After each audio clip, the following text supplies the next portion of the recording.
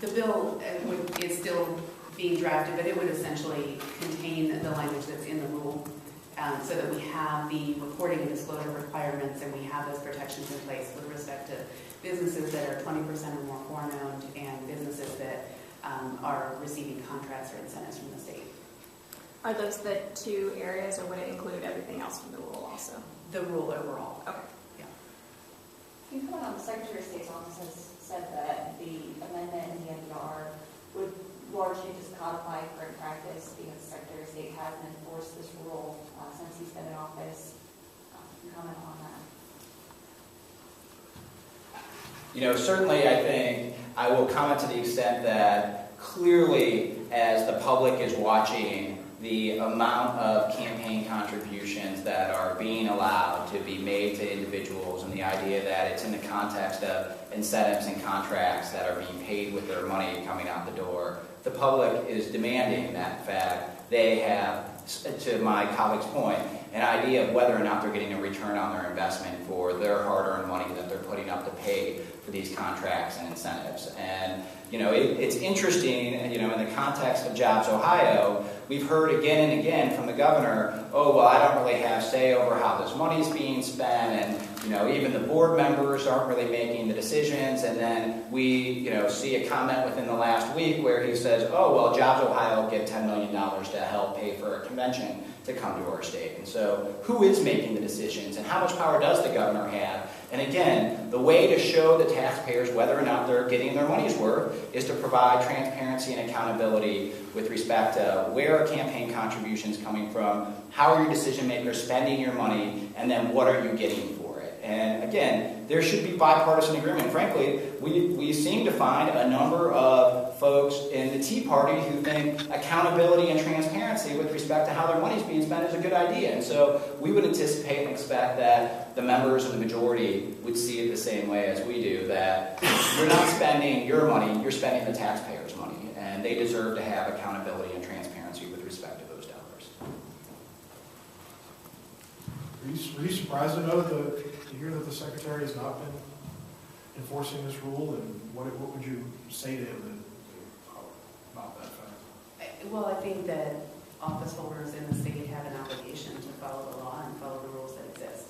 I think that these are important rules, particularly when you look at the overall rules with respect to disclosure and reporting of these expenditures. And I don't believe that we as elected officials have the discretion to choose which rules to follow or not. So I was surprised.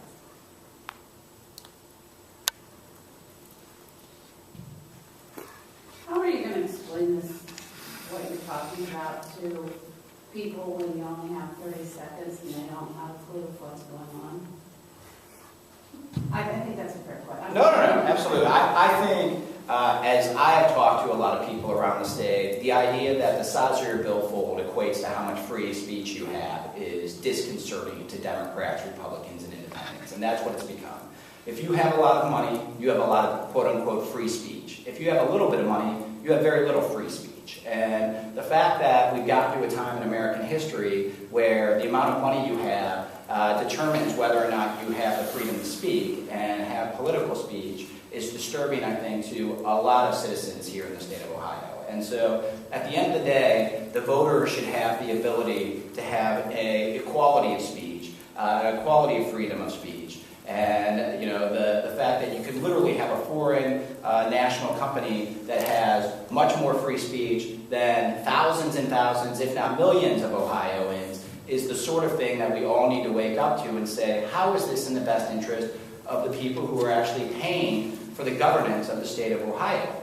And we have seen it in a number of instances. I mean, whether it's folks who are running charter schools that are struggling, where they make $1 million in contributions and are getting hundreds of millions of dollars in tax benefits. I think that in order to demonstrate to the public that they're getting what they're paying for, there shouldn't be any question about the fact that we need to pull the curtains back and show where campaign contributions are coming from, who's giving them, and then who's getting contracts and incentives. And if there's ties, if somebody gave a big contribution and also got a big contract, then those of us in elected office or in agencies who are making those decisions should be accountable to answering to the taxpayers why that was a good choice. And the only way to make sure people know is to, in fact, have transparency and accountability with respect to these contributions and these contracts and incentives. It's challenging this has taken a while to kind of paint the picture. But I think when the taxpayers are reminded that they're the investors and that they deserve the information, they deserve to understand what the relationships are and whether or not the dollars are being spent wisely or why they're being spent in the first place. I think that people get that. I mean, people understand that they're paying into these funds. It's their